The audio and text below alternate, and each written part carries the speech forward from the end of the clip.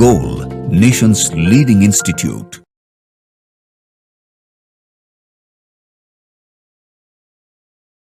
Hello students, this is Chandan Kumar, Physics Faculty, Goal Institute. In this video, I am going to discuss solution of test series for re-NEET. Test number 16 है. Question number 1 से हम लोग start करेंगे. तो चलिए बिना time लगाए start करते हैं क्वेश्चन नंबर 1 से. क्वेश्चन नंबर 1 क्या है जी? The source of electromagnetic wave can be. Electromagnetic wave का सोर्स होता है बच्चे एक्सेलरेटेड चार्ज. चार्ज जब एक्सेलरेट करता है, ऑसिलेट करता है, तब ईएम वेव जनरेट होता है. तो चलिए ऑप्शन देख लेते हैं. मूविंग विद कांस्टेंट वेलोसिटी नहीं हो सकता. मूविंग इन सर्कुलर ऑर्बिट, कोई भी चीज़ सर्कुलर ऑर्बिट में मूव करता है तो उसके साथ एक्सेलरेशन होता है, तो एक्सेलरेटेड मोशन है तो इसमें होगा. एट रेस्ट नहीं होगा. Falling in an electric field, यहाँ पे भी एक्सेलरेशन होगा. मतलब बी एंड डी दोनों करेक्ट होंगे. तो सही ऑप्शन बनेगा क्वेश्चन नंबर 1 का option number 4, B and D. ठीक है, चलिए next question number 2.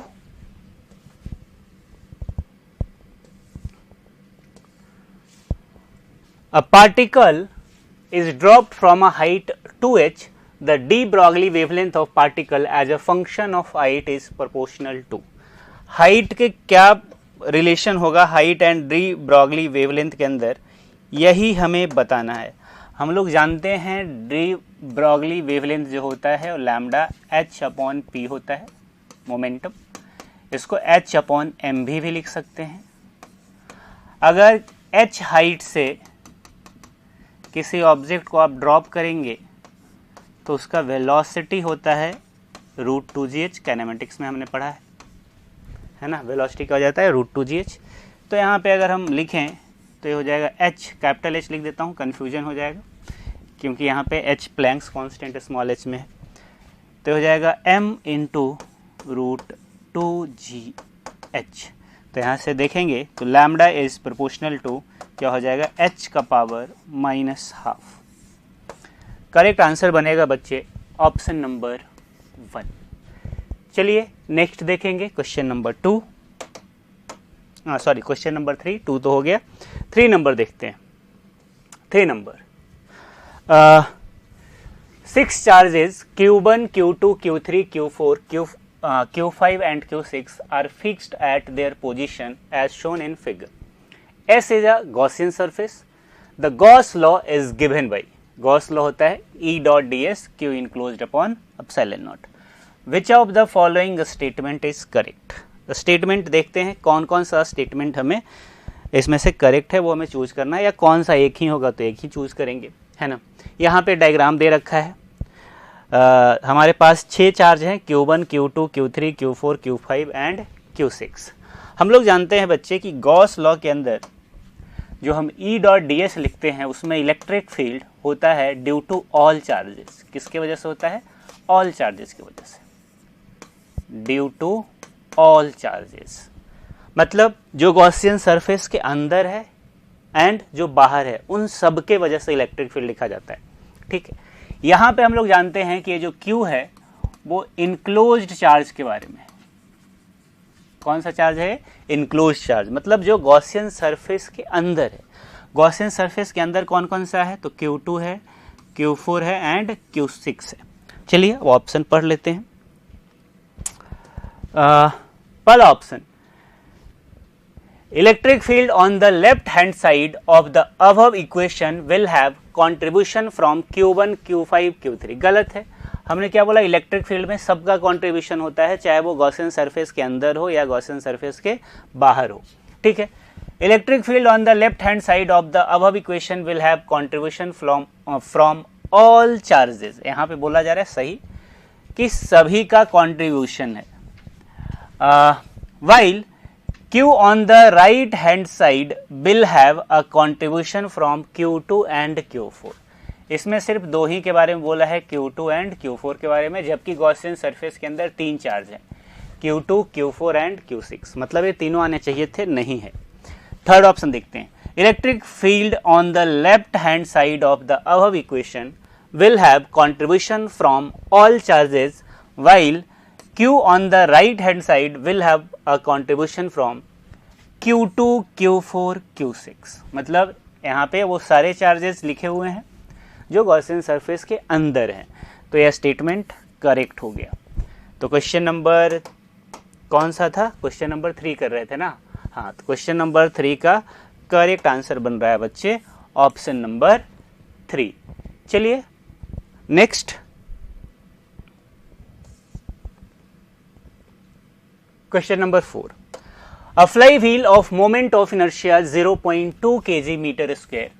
Moment of inertia दे रखा है और यह है 0.2 kg metre square and radius भी दे रखा है 0.4 metre, is free to rotate about a central axis if a string is wrapped around it and it is pulled with a force of 15 Newton, then its angular velocity after 2 seconds will be। एक fly wheel है ना, और इस fly wheel पे string rap कर दिया गया है और उसको पुल किया जा रहा है कितना से?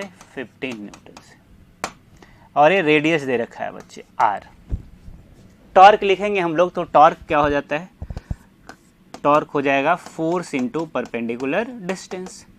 फोर्स लगा रहे हैं 15 न्यूटन और ये डिस्टेंस हो जाएगा रेडियस के बराबर, तो यहां से टॉर्क आ जाएगा बच्चे 6 न्यूटन मीटर।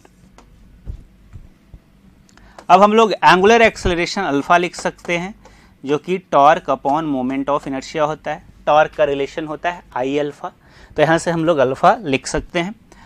टॉर्क हमने कैलकुलेट किया 6 और आई दे रखा है बच्चे 0.2, ठीक है, तो आ जाएगा 30 रेडियन पर सेकेंड स्क्वायर। क्या आ जाएगा? 30 रेडियन पर सेकेंड स्क्वायर। हमसे क्या पूछा गया है? हमसे पूछा गया है एंगुलर वेलोसिटी एट 2 सेकेंड, ठीक है। इनिशियली रेस्ट में था, है ना, तो एंगुलर वेलोसिटी ओमेगा इनिशियल दे रखा है यहाँ पे 0, तो हम लोग जानते हैं ओमेगा टी हो जाता है omega naught plus alpha T, ठीक है। तो ओमेगा नॉट हो गया 0, अल्फा हमने कैलकुलेट किया 30 और टाइम दे रखा है 2 सेकेंड के बाद, तो ये हो जाएगा 60 रेडियन पर सेकेंड। तो क्वेश्चन नंबर 4 करेक्ट आंसर बन रहा है ऑप्शन नंबर 3। क्लियर है? नेक्स्ट देखेंगे question number 5। In a meter bridge, the null point is found at a distance of 32 centimetre from A। A से 32 सेंटीमीटर पे, है ना, from A। If now a resistance of 16 ohm is connected in parallel with S, the null point occurs at 54 centimetre. तो पहले क्या दे रखा है जी कि नल पॉइंट 32 सेंटीमीटर पे है ए से, मतलब ये 32 है, टोटल 100 होता है, तो इधर हो जाएगा बच्चे 100 माइनस 32 मतलब 68 सेंटीमीटर, है ना। अब मीटर ब्रिज में हम लोग लिख सकते हैं this resistance upon this resistance. क्या लिख सकते हैं? आर अपॉन एस, आर के तरफ का लेंथ, एस के तरफ का लेंथ। तो आर अपॉन एस अगर इसको कट करें तो ये 8 से कट जाएगा 4 टाइम्स, ये 17 से कट जाएगा, 8 अपॉन 17 आया, ठीक है। यहां तक हो गया। आगे पढ़ते हैं। आगे क्या बोल रहा है कि now a resistance of 16 ohm is connected in parallel with the S. S के साथ एक रेजिस्टेंस कनेक्ट कर दिया गया जिसका रेजिस्टेंस दे रखा है कितना? 16 ओम, है ना। अब ऐसा करने से क्या हुआ बच्चे? The null point occurs at 54 centimetre. ऐसा करने से ए 54 हो गया, तो अगर ये 54 हो गया तो इधर वाला क्या हो गया होगा? 46 हो गया होगा, है ना। अब इसका रेजिस्टेंस कितना हो जाएगा? पैरेलल में है तो हो जाएगा 16s अपॉन 16 प्लस s। 16 और s का पैरेलल कॉम्बिनेशन में जो रेजिस्टेंस बनेगा वो ये बनेगा, ठीक है। फिर से हम सेम रिलेशन लिखेंगे, r upon this resistance, r upon 16s upon 16 plus s, और इस तरफ आ जाएगा 54 अपॉन 46, ठीक है। और आगे लिखेंगे तो देखो R अपॉन S, इधर आ जाएगा 16 प्लस S अपॉन 16, इसको बस रीअरेंज किया हमने, ये हो जाएगा 54 अपॉन 46। ठीक है बच्चे, आगे करते हैं इसको। आगे करेंगे तो देखो बच्चे R अपॉन एस हमने कैलकुलेट किया है ना, तो हो जाएगा 8, कलर चेंज कर देता हूं मैं, 8 अपॉन 17, R बाई एस को क्या लिख देंगे 8 upon 17, 16 plus S upon 16 equal to 54 upon 46। ठीक है, सही है। अब यहां से हम लोग लिख सकते हैं 16 plus S equal to 54 upon 46, 17 upon 8 और इंटू 16, 2 टाइम्स, इससे हो जाएगा 23, तो 16 प्लस एस, 16 प्लस एस हो जाएगा बच्चे 54 इंटू 17, 54 इंटू 17 अपॉन 24, 24 नहीं सॉरी 23। अब इसको अगर हम कैलकुलेट करेंगे तो मैं बता देता हूं क्या आएगा कैलकुलेट करने के बाद।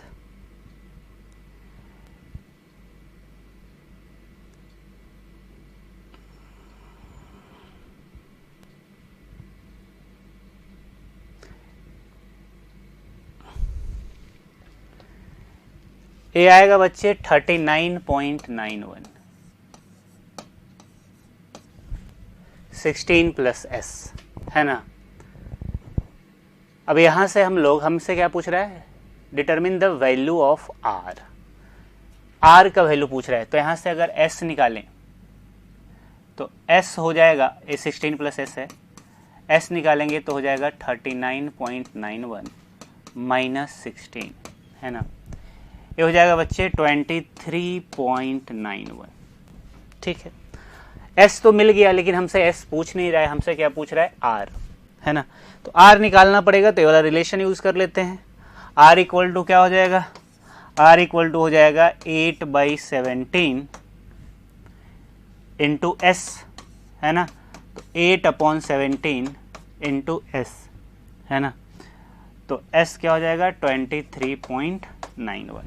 अब इसको कैलकुलेट करो, जब इसको कैलकुलेट करोगे तो मैं बता देता हूं क्या आएगा, ये आएगा बच्चे 11.25, ये आ जाएगा 11.25, है ना। तो ये मैच कर गया ऑप्शन नंबर 4। अब आपको लग रहा होगा कि थोड़ा सा ज़्यादा डिफ़िकल्ट है या ज़्यादा बड़ा बन रहा है, तो बच्चे इस तरह के सवाल में ऐसा करना ही पड़ता है, ये दोनों रिलेशन आपको लिखना ही पड़ेगा, सॉल्व करना ही पड़ेगा, इसमें और कुछ हम कर नहीं सकते। ठीक है, तो हमारा करेक्ट आंसर क्या रहा है, ऑप्शन नंबर 4। तो क्वेश्चन नंबर 5 का सही ऑप्शन है option number 4। Next 6 number, 60 kg man stands in contact against the inner wall of a hollow cylindrical drum of radius 4 meter, rotating about its vertical axis with 300 revolution per minute. The coefficient of friction between the wall and his clothing is 0.3. What is the minimum rotational speed of the cylinder to enable the man to retain a stuck to the wall without falling when the floor is suddenly removed? अच्छा, ऐसा बोल रहा है बच्चे, एक cylinder है ना, एक सिलेंडर है, ड्रम है ना, उसके इनर वॉल के अगेंस्ट, है ना, एक आदमी चिपका हुआ है। A 60 kg man stands in contact against the inner wall of hollow cylindrical drum, है ना, और ये cylindrical drum क्या है, रोटेट कर रहा है ओमेगा से, ठीक है।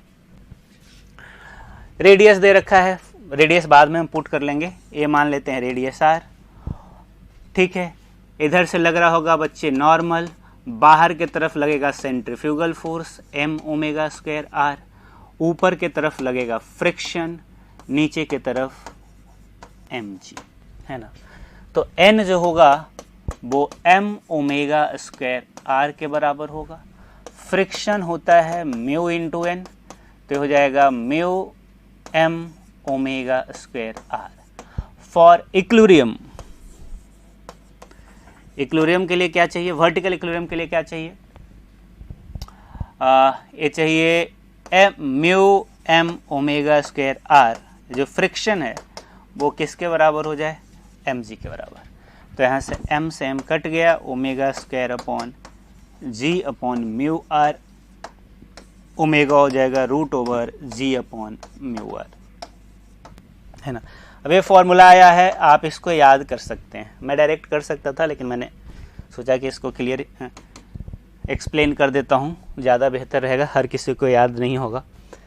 तो g का वैल्यू 10 हो जाएगा, म्यू का वैल्यू 0.3 दे रखा है और r का वैल्यू 4 मीटर दे रखा है, ठीक है। तो हो जाएगा बच्चे, पॉइंट हटाएंगे तो 100 अपॉन 25 अपॉन 3, 5 अपॉन रूट 3 हो जाएगा 1.7, है ना। तो लगभग 3 के आसपास आएगा, 2.9 radian per second. Question number 6 correct answer है option number 1। Next 7 number, a satellite orbits the earth at a height of 1600 kilometre, h दे रखा है 1600 kilometre. Above the surface how much minimum energy must be expended to rocket the satellite out of the earth's gravitational influence. Gravitational field से बाहर भेजने के लिए कितना energy देना पड़ेगा। एक अर्थ है, ये अर्थ है और अर्थ के ऑर्बिट में एक सैटेलाइट चक्कर लगा रहा है। सवाल में आपसे पूछा जा रहा है कि इस सैटेलाइट को हम कितना एनर्जी दें ताकि एस्केप कर दे, है ना। और ये हाइट दे रखा है बच्चे, ठीक है। तो इस सैटेलाइट के पास जो एनर्जी है अभी इसके ऑर्बिट में, उसका फॉर्मूला हम लोग जानते हैं। तो इसके पास जो अभी एनर्जी है वो है -gmm upon 2r+h, total energy किसी भी ऑर्बिट का ये होता है, ठीक है। अब इतना एनर्जी तो इसके पास है, प्लस हमें कुछ एक एक्स्ट्रा एनर्जी देना पड़ेगा। तो मान लो हमने इसको एनर्जी दे दिया E, ठीक है। अब एनर्जी देने के बाद किसी भी चीज़ को एस्केप करने के लिए उसका एनर्जी पॉजिटिव होना चाहिए, ग्रेटर देन इक्वल टू 0 होना चाहिए, है ना। अगर टोटल एनर्जी इसका, इस सैटेलाइट का 0 या 0 से ज़्यादा हो जाएगा तो ये क्या करेगा, एस्केप कर जाएगा, है ना। तो यहाँ से हम लोग E लिख सकते हैं। अब क्योंकि हमसे मिनिमम एनर्जी पूछा है तो मैं इक्वल ले लूँगा, तो ये हो जाएगा gmm अपॉन 2r+h। बाकी अब कुछ करना नहीं है आपको, वैल्यू पुट कीजिए, 6.67 इंटू 10⁻⁻11। मास हो गया सैटेलाइट का 10⁻3, मास ऑफ अर्थ दे रखा है 6 इंटू 10⁻24 अपॉन 2, आर हो जाएगा 6400, तो 6.4 इंटू 10⁻6 हुआ। और इसको हम लोग लिखेंगे 1.6, तो इसको ऐसे लिख देता हूँ 6.4 इंटू 10⁻6 प्लस ये हो जाएगा 1.6 इंटू 10⁻6। बाकी इसको सॉल्व करेंगे तो रिलेशन आता है, जो आंसर आता है वो मैं बता देता हूँ। ये होता है 2.5 इंटू 10⁻10 जूल, है ना। ये आंसर आएगा। तो 7 का करेक्ट ऑप्शन हो जाएगा बच्चे ऑप्शन नंबर 3। इसको कैलकुलेट कर लेना है, सिंपल है, ठीक है। Next question number 8 number, A steel rod 78 centimeter long is clamped at its middle. The fundamental frequency of longitudinal vibration of the rod are given to be 3.5 kilohertz. What is the speed of sound in steel? क्या क्या given है? बोल रहा है कि एक rod है, steel का रॉड है, और इसके सेंटर में हमने क्या कर दिया है? क्लैंप कर दिया है, यहाँ पे फिक्स कर दिया है ना? ठीक है। और ये वाइब्रेट कर रहा है फंडामेंटल मोड में। जब ये फंडामेंटल मोड में वाइब्रेट करेगा बच्चे तो ऐसे करेगा, मतलब ये किसके बराबर हो जाएगा? λ/4 के बराबर। और ये लेंथ कितना है? l/2 के बराबर। तो हम लोग लिख सकते हैं λ/4 equal to l/2, lambda equal to हो जाएगा 2l। लैम्डा होता है बच्चे v/f, हो गया 2l। हमसे क्या पूछ रहा है? स्पीड ऑफ साउंड, तो v इक्वल टू हो जाएगा 2f इंटू l। तो 2f का वैल्यू दे रखा है 3500 और l का वैल्यू दे रखा है 0.78 सेंटीमीटर दे रखा है ना? बाकी इसको आप मल्टीप्लाई करेंगे तो आएगा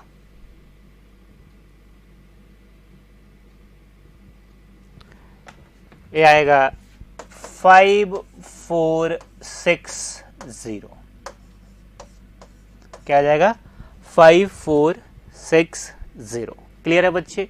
तो सही आंसर बन रहा है अपना 8 का ऑप्शन नंबर 2। क्लियर है? Next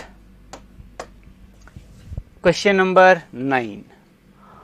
Obtained an expression for the mutual inductance between a long straight wire and a square loop of side as shown in figure। हमें क्या करना है? म्यूचुअल इंडक्टेंस कैलकुलेट करना है ना? इस अरेंजमेंट का कैसे करेंगे म्यूचुअल इंडक्टेंस कैलकुलेट? तो बच्चे सबसे पहले तो हम फ्लक्स लिखने का प्रयास करेंगे। तो फ्लक्स फाई क्या हो जाता है? फाई हो जाता है m इंटू आई। m हो जाएगा फाई अपॉन आई। तो सबसे पहले तो हम फाई कैलकुलेट करते हैं। चलिए फाई कैसे कैलकुलेट करेंगे? क्या तरीका होगा फाई कैलकुलेट करने का? तो देखो फाई हम कैलकुलेट करेंगे इस स्क्वायर लूप से। अब इस स्क्वायर लूप से फ्लक्स कैलकुलेट करने के लिए मैग्नेटिक फील्ड चाहिए होगा। अब प्रॉब्लम क्या है कि इस वायर के वजह से जो मैग्नेटिक फील्ड होगा वो हर जगह डिफरेंट होगा। तो हमें क्या करना होगा? हम क्या करेंगे? x पे जाएंगे और एक एलिमेंट उठाएंगे dx लेंथ का एलिमेंट उठाया। अब इस एलिमेंट का अगर एरिया लिखें dA, तो ये रेक्टेंगुलर स्ट्रिप है जिसका लेंथ a है और विड्थ क्या है? dx, तो इसका एरिया हो जाएगा a dx, है ना? और हम लिखने वाले हैं मैग्नेटिक फ्लक्स d फाई। इस छोटे से स्ट्रिप से कितना फ्लक्स है फिर इंटीग्रेट कर देंगे। तो इस छोटे से स्ट्रिप के वजह से फ्लक्स अगर हम लिखें तो यहाँ पे मैग्नेटिक फील्ड लिखना पड़ेगा। अब वायर के वजह से मैग्नेटिक फील्ड क्या हो जाएगा? करंट करिंग वायर की वजह से मैग्नेटिक फील्ड हो जाएगा μ0I/2πx। ये तो मैग्नेटिक फील्ड हो गया। मैग्नेटिक फ्लक्स होता है B इंटू ए और एरिया dA क्या है? A into dx। ठीक है, इसको थोड़ा सा अरेंज करके लिख देता हूं। तो μ0I/2πa और इधर हो जाएगा बच्चे dx/x। अब इसको इंटीग्रेट करेंगे। अब फ्लक्स हम किससे लिख रहे हैं? इस लूप से। तो फ्लक्स के लिए x का मिनिमम वैल्यू क्या होगा? a के बराबर। मैक्सिमम वैल्यू कितना होगा? 2a के बराबर। तो लिमिट जाएगा बच्चे a से 2a, तो हो जाएगा μ0IA/2π 1/x का इंटीग्रेशन ln x होता है। लिमिट हो जाएगा a से 2a। इसको पुट कर देंगे तो μ0IA/2π a आएगा बच्चे ln 2। लिमिट पुट करने के बाद, ठीक है। ये आ गया फ्लक्स, हमें लिखना है m, m क्या हो जाएगा phi अपॉन आई, तो यहाँ से I गायब हो जाएगा, mu naught A ln2 upon 2 पाई, ये हो गया म्यूचुअल इंडक्टेंस। तो ऑप्शन चूज कर लेते हैं, mu naught A ln2 upon 2 पाई पहला ही ऑप्शन है। तो क्वेश्चन नंबर 9 का करेक्ट आंसर हो जाएगा ऑप्शन नंबर 1। क्लियर है। Next 10 number, a small town with a demand of 1200 kilowatt of electric power at 220 volt is situated 25 kilometer away from electric plant generating power. The resistance of the two wire line carrying a power is 0.8 per kilometer. The town gets power from the line through 4220 volt a step down transformer at a substation in the town. How much power must the plant supply assuming there is negligible power loss due to the leakage? Leakage के वजह से loss नहीं होगा, ऐसा ही बोल रहा है, किसी और तरीके से हो सकता है लॉस, ठीक है। चलिए सबसे पहले तो हम यहाँ पे देख रहे हैं कि जो वायर जिससे ट्रांसमिट हो रहा है उसके अंदर रेजिस्टेंस है और 2 वायर है और रेजिस्टेंस कितना दे रखा है 0.8 ओम पर किलोमीटर, है ना। 25 किलोमीटर ले जाना है तो रेजिस्टेंस अगर लिखेंगे बच्चे तो 2 वायर है 2 से मल्टीप्लाई कर दिया, ठीक है। पर किलोमीटर कितना है 0.8, कितना किलोमीटर है 25, तो रेजिस्टेंस आ गया ये 40 ओम, रेजिस्टेंस क्या आ गया 40 ओम। दूसरा काम होगा कि हम करंट कैलकुलेट करेंगे, कितना करंट सप्लाई हो रहा है। तो करंट कैसे लिखेंगे, करंट लिखना होगा पावर अपॉन वोल्टेज, कितना पावर सप्लाई कर रहे हैं और किस वोल्टेज पे कर रहे हैं, है ना। तो पावर सप्लाई करना है 1200 into 10 to the power 3 volt, कितना वोल्टेज पे करना है। अब यहाँ पे देखिए क्या बोल रहा है कि जरूरत है 220 वोल्ट पे, है ना, लेकिन जब हम सप्लाई कर रहे हैं तो कितना पे कर रहे हैं ये तो आपको पकड़ना पड़ेगा। सप्लाई किया जा रहा है 4000 वोल्ट पे, ट्रांसमिशन हमेशा हाई वोल्टेज पे होता है। ऐसा करने से जो लॉसेज हैं I2R लॉसेज वो कम हो जाते हैं, करंट कम हो जाता है। वोल्टेज को बढ़ा दोगे तो करंट अपने आप क्या हो जाएगा, कम हो जाएगा, है ना। तो हमेशा ट्रांसमिशन हाई वोल्टेज पे होता है, तो ट्रांसमिशन हो रहा है इस वोल्टेज पे, टाउन में इस वोल्टेज पे आया है पावर, लेकिन टाउन के अंदर हम लोग क्या करते हैं एक स्टेप डाउन ट्रांसफार्मर यूज करके इसको हम फिर से 220 पे ले आते हैं, क्योंकि हमें घर में यूज करना है 220 पे ही। हमारा जितना भी इलेक्ट्रिकल अप्लायंस है वो 220 वोल्ट पे ही वर्क करता है, उसी के लिए डिजाइंड है ना। तो यहाँ पे आपको ये पकड़ना पड़ेगा कि जो सप्लाई हो रहा है वो कितने पे हो रहा है 4000 वोल्टेज पे। तो 4000 नीचे आ जाएगा, ए गया, ठीक है, 300 एम्पियर आएगा, ठीक है। ऊपर 12000 हो गया, नीचे 40, तो 1200 अपॉन 4 300 एम्पियर, ठीक है। अब हम लोग लॉस निकाल लेते हैं कि पावर का लॉस कितना हुआ। तो पावर लॉस हो जाएगा बच्चे I2R, I हो गया 300 का स्क्वायर, R हमने अभी अभी कैलकुलेट किया 40, है ना। तो हो जाएगा 9 इंटू 4, यहाँ से 4 आएगा 5 आएगा, तो 36 इंटू 10 टू द पावर 5, है ना। तो 3600 किलोवाट, ये आया पावर लॉस, ठीक है। क्या आया पावर लॉस। हमसे क्या पूछ रहा है, हमसे पूछ रहा है how much power must be supply, कितना सप्लाई करना पड़ेगा प्लांट को। तो देखो जरूरत है इतना और लॉस हो जा रहा है इतना, तो करना कितना पड़ेगा, दोनों का सम, तो हो गया 3600 प्लस 1200 किलोवाट, तो हो गया 4800 किलोवाट। तो करेक्ट आंसर बन रहा है बच्चे option number 4। Next question number 11.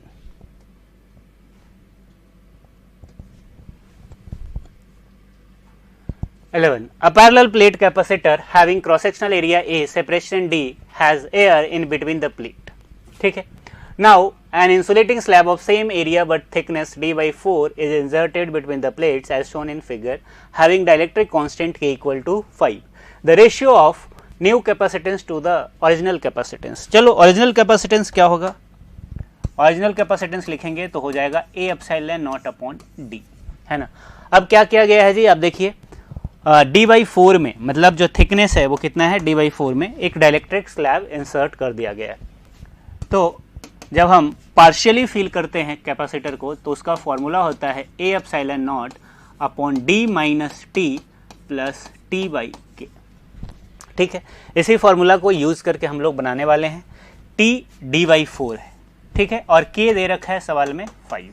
ठीक है, तो चलिए C इक्वल टू लिखेंगे तो हो जाएगा A epsilon not by D minus D by 4 अब प्लस टी बाई के, मतलब डी बाई 4 के. ठीक है, ये हो जाएगा ए एप्सिलॉन नॉट, ये हो जाएगा बच्चे 3 D by 4 plus D upon 4 के.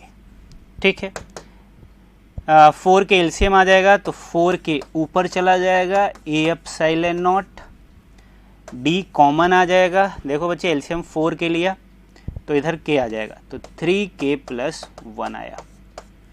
ये है नया कैपेसिटर. ओल्ड वाला कैपेसिटर वो था, तो आप देखेंगे सी न्यू अपॉन सी नॉट, ये सी नॉट है बच्चे, है ना, हो जाएगा 4k अपॉन 3k प्लस 1. तो 4 into 5, 3 into 5 plus 1, 20 upon 16, 5 by 4. Answer बनेगा ऑप्शन नंबर 4. ठीक है, नेक्स्ट देखते हैं 12 नंबर.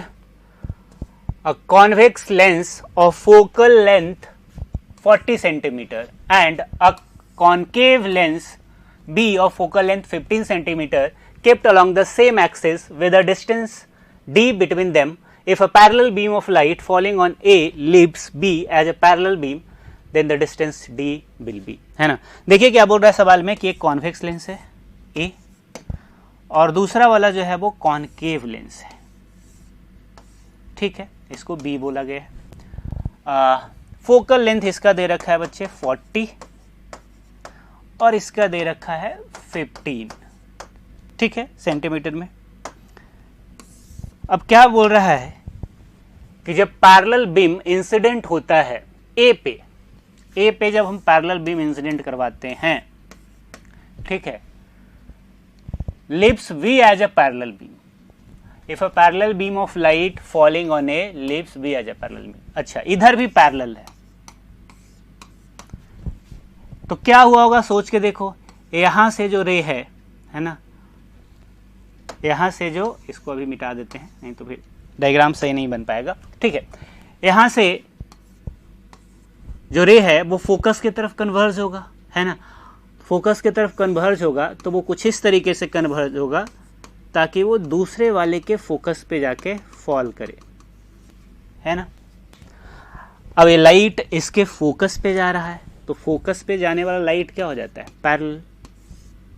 पैरेलल हो गया. क्लियर है. तो देख लो बच्चे, ये है एफ ए और ए हो गया एफ ए और ए हो गया एफ बी. बी का फोकल लेंथ, ए का फोकल लेंथ, और ए है डी जो हमसे पूछा जा रहा है. तो डी जो हो गया वो हो गया F A minus F B.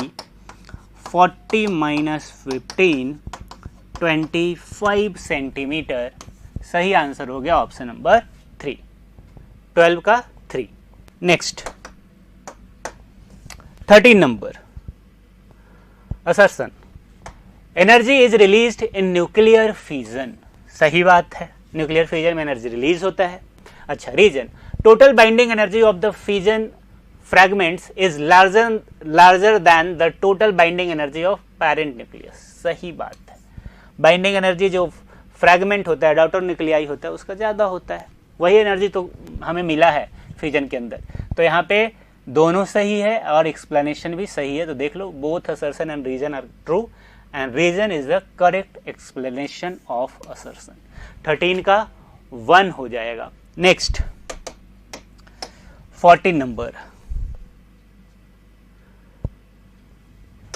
3 identical bar magnet are riveted together at center in the same plane as shown in figure. This system is placed at rest in a slowly varying magnetic field. It is found that the system of magnet does not show any motion, है ना। अब magnetic field के अंदर किसी तरह का कोई motion नहीं शो कर रहा है, इसका मतलब इसका नेट मैग्नेटिक मोमेंट क्या हो गया होगा, 0 हो गया होगा। तो नेट मैग्नेटिक मोमेंट देख लेते हैं, इनमें से किसके अंदर नेट मैग्नेटिक मोमेंट 0 है, किस अरेंजमेंट के अंदर 0 है। तो चलो, मैग्नेटिक मोमेंट का डायरेक्शन होता है बच्चे साउथ पोल से नॉर्थ पोल की तरफ, तो इसका इधर हो जाएगा, है ना, इसका बच्चे इधर हो जाएगा और इसका बच्चे इधर हो जाएगा। पहले के ही अंदर हो गया, देखो एक इधर आया, एक इधर आया, एक इधर आया, है ना, एक ये है, एक ये है और एक ये है, और सबके बीच में एंगल कितना बना, 120, 120, 120। 3 वेक्टर अगर 120, 120, 120 पे एक्ट कर रहे हैं तो उनका रिजल्टेंट क्या होगा, 0। तो यहीं पे तो होगा 0। M net, net magnetic moment 0 हो जाएगा इसके अंदर, फर्स्ट के अंदर। तो करेक्ट आंसर हो गया option number 1। Next question number 15, ये 14 कर रहे थे हम लोग। 15 number, in an alternating current circuit consisting of element in series, the current increases on increasing the frequency of supply. Frequency बढ़ाने से करंट इंक्रीज हो रहा है, sorry, current increases on increasing the frequency of supply. Which of the following element are likely to constitute the circuit? इसमें से कौन सा होगा। देखो बच्चे, ऑल्टरनेटिंग करंट सर्किट है, एसी सर्किट है ना, सीरीज में कुछ एलिमेंट्स लगे हुए हैं, जैसे रेजिस्टेंस होगा, कैपेसिटर होगा, इंडक्टर होगा, ऐसे हो सकता है। अब इसमें क्या बोला जा रहा है कि करंट इंक्रीज होता है जब हम फ्रीक्वेंसी को इंक्रीज करते हैं। करंट कब इंक्रीज होगा, आई इक्वल टू क्या होता है, V/Z, है ना। अब फ्रीक्वेंसी बढ़ाने से किस पे फर्क पड़ेगा, इम्पिडेंस पे, है ना। तो अगर आई बढ़ रहा, फ्रीक्वेंसी बढ़ाने से आई बढ़ रहा है, फ्रीक्वेंसी बढ़ाने से आई बढ़ रहा है, मतलब Z घट रहा होगा, और Z में क्या आ जाएगा, R तो इंडिपेंडेंट होता है फ्रीक्वेंसी से, XL एंड XC, है ना। XL होता है ओमेगा इंटू L, XC होता है 1/ωc, है ना। तो Z घट रहा है, Z तभी घटेगा जब XL या XC में से कोई घटेगा। अब देखो, फ्रीक्वेंसी बढ़ाने से तो XL बढ़ेगा, तो ये तो हो नहीं सकता है ना। अब यहाँ पे फ्रीक्वेंसी बढ़ाओगे तो XC घटेगा, इम्पिडेंस घटेगा, करंट क्या होगा, बढ़ेगा, मतलब कैपेसिटिव सर्किट होगा, कैपेसिटर होगा सर्किट के अंदर, है ना। अच्छा, तो चलिए, ओनली रेजिस्टर नहीं, रेजिस्टर एंड इंडक्टर ये तो हो ही नहीं सकता है, रेजिस्टर एंड कैपेसिटर पॉसिबिलिटी है, ओनली कैपेसिटर पॉसिबिलिटी है, दोनों ही केस में। क्लियर है। तो 15 का करेक्ट आंसर बनेगा C एंड D, जिसके अंदर होगा ऑप्शन नंबर 2। क्लियर है। चलिए next 16 number, if W represent work done then match the 2 columns.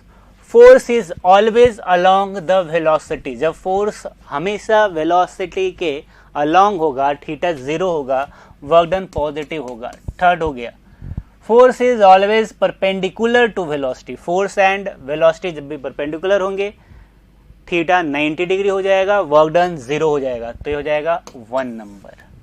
Force always act angle theta to the displacement, theta angle पे। अब थीटा के बारे में नहीं बोला गया है कि थीटा कहाँ से कहाँ तक होगा, 0 से 90 होगा या 0 से 180 होगा, ऐसा कुछ बोला नहीं गया। दोनों केस लेके हम चलेंगे, है ना। तो अगर 0 से 90 के बीच में होगा तो पॉजिटिव वर्क होगा, अगर उससे ज़्यादा होगा तो नेगेटिव वर्क होगा, तो दोनों पॉसिबिलिटी है। तो इसका 2 हो जाएगा एंड 3 हो जाएगा, ठीक है। The object is stationary but the point of application of the force moves on the object. Work done on the object पूछ रहा है ना। अब इसमें क्या बोल रहा है कि ऑब्जेक्ट तो रेस्ट में है ना, ऐसे समझो। क्या बोल रहा है कि ऑब्जेक्ट तो रेस्ट में, जैसे एक ब्लॉक है और इस पे आपने फोर्स लगा दिया, ऑब्जेक्ट नहीं मूव कर रहा है, लेकिन जहां पे हमने फोर्स लगाया वो मूव कर गया, है ना। तो अगर इस फोर्स का वर्क पूछे तो हाँ हुआ है, क्योंकि फोर्स लगाया और उसने डिस्प्लेसमेंट प्रोड्यूस किया तो वर्क हुआ है। ऑब्जेक्ट के ऊपर वर्क, टोटल वर्क अगर हम बोलेंगे तो टोटल वर्क 0 हो जाएगा। इसने जो वर्क किया उसके अगेंस्ट, इसके अगेंस्ट कोई रेजिस्टिव फोर्स होगा, है ना, उसने भी वर्क किया होगा, है ना। तो ऑन द ऑब्जेक्ट पूछ रहा है तो यहाँ पे हम लोग क्या मान के चलेंगे कि ऑब्जेक्ट पे पूछ रहा है तो ऑब्जेक्ट का डिस्प्लेसमेंट नहीं हुआ है, तो ऑब्जेक्ट के ऊपर वर्क नहीं हुआ है, ठीक है। तो डी का हो जाएगा वर्क डन 0 1। तो 3 3 1 3 1, यही है एक 3 1 3 1 2 3 2 3 एंड 1, ठीक है। तो 16 का करेक्ट आंसर हो जाएगा बच्चे ऑप्शन नंबर 2। चलिए नेक्स्ट 17 नंबर।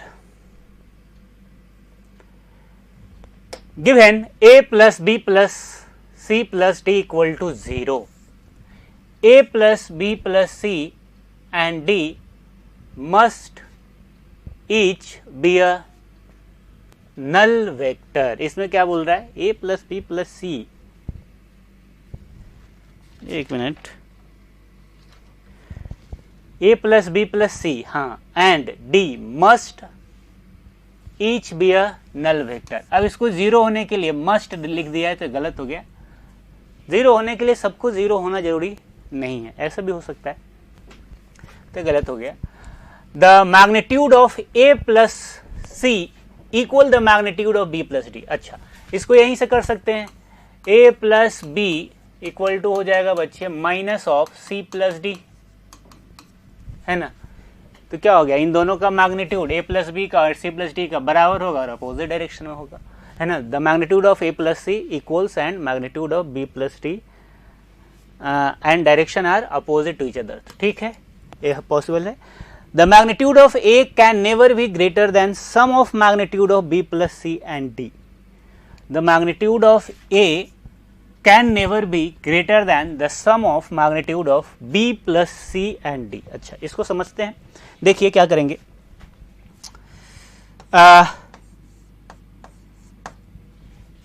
जब भी बहुत सारे वेक्टर का सम अगर 0 दे रखा है तो हम हर एक वेक्टर को पॉलीगन के एक साइड से रिप्रेजेंट कर सकते हैं, है ना। लेकिन क्या होना चाहिए, रेगुलर ऑर्डर में होना चाहिए। तो चलो मैंने इसको a मान लिया, इसको b मान लिया, इसको c मान लिया और इसको d मान लिया, ठीक है। अगर a plus B plus C plus D equal to 0 है तो हम उसको इस तरीके से दिखा सकते हैं, है ना, क्योंकि अगर सेम ऑर्डर में होता है, पॉलीगन के साइड्स को अगर रिप्रेजेंट करता है वेक्टर, तो उसका नेट क्या होता है, 0 होता है। तो यहाँ पे 0 होगा, ये हमें समझ में आ रहा है। अब आ जाता है यहाँ पे, the magnitude of a can never be greater than the sum of magnitude of b plus C. b plus C यहाँ पे कौन सा है बच्चे, तो b a है, c a है। तो देखो b प्लस सी वेक्टर बनाऊंगा मैं तो ये बनेगा resultant of two vector, b and c का रिजल्टेंट होगा पहले वेक्टर के टेल से दूसरे वेक्टर के हेड तक, है ना। तो ये हो गया b प्लस सी, क्या हो गया b प्लस सी। और ये है बच्चे a है ना, और a है d। अब ध्यान से देखो, a is the resultant of b plus C and d। अरे है कि नहीं, ध्यान से देखो, a जो है वो रिजल्टेंट है, सही बना रहा हूं, एक मिनट, नहीं, माइनस है। इसको अगर पलट दें, ऐसे देखो, ऐसे a लिखना गलत हो जाएगा, माइनस है, अगर इसको ऐसे बना दें तो माइनस a बनेगा, है ना, उससे फर्क नहीं पड़ेगा, माइनस a। तो ये माइनस a जो होगा बच्चे, वो इसका और इसका रिजल्टेंट होगा, तो हम ऐसे बोल सकते हैं। और हम लोग को पता है कि किसी भी जो रिजल्टेंट का मैग्नीट्यूड होता है वो हमेशा उन दोनों वेक्टर के मैग्नीट्यूड के सम के बराबर या उससे कम होता है। हमने क्या पढ़ा था कि अगर r equal to a plus B है तो r जो होगा वो a प्लस बी से हमेशा या तो कम होगा या तो बराबर होगा, यही पढ़ा था ना। तो ये जो है वो इन दोनों का सम है, तो ये का जो मैग्नीट्यूड होगा वो इन दोनों के मैग्नीट्यूड के सम से कम होगा या उसके बराबर होगा। तो यही बात तो यहाँ पे बोला जा रहा है, the magnitude of A can never be greater than the sum of magnitude of B plus C and D. तो आपको क्लियर हो गया होगा, करेक्ट स्टेटमेंट है। क्या है? करेक्ट स्टेटमेंट है। Next, B plus C must lie in the plane of A and D if A and D are not collinear. सही बात है, बी प्लस सी वेक्टर जो है वो ए एंड डी वेक्टर के प्लेन में lie करना चाहिए, तभी तो कैंसिल हो पाएगा।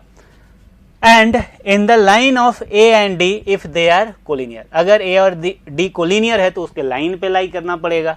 तो सही बात है, ये भी स्टेटमेंट सही है। तो इसमें करेक्ट बना B C and D, option number 4। Clear है? आगे चलते हैं 17 का 4। Question number 18, the frequency of circular motion of a charged particle is independent of the mass of the particle। क्या होता है जी? चार्ज पार्टिकल के बारे में बात कर रहा है, मैग्नेटिक फील्ड के बारे में। तो T इक्वल टू हो जाएगा 2 pi m upon Q B. वैसे मैग्नेटिक फील्ड लिखा नहीं है, लेकिन चार्ज पार्टिकल है तो वही मान के चलते हैं।